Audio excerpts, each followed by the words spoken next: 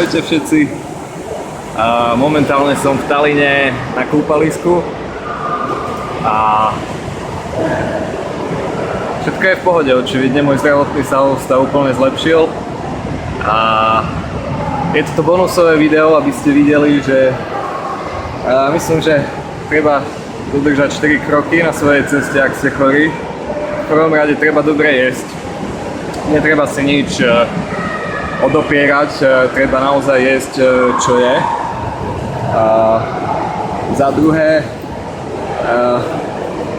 Za druhé treba byť šťastný. A za tretie treba si čistiť zuby a umývať ruky.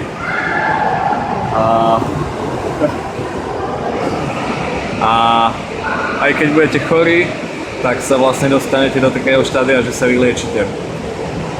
Ja tu mám v cene vstupenky aj konečne saunu, takže po 3 mesiacoch konečne idem do sauny. Majte sa.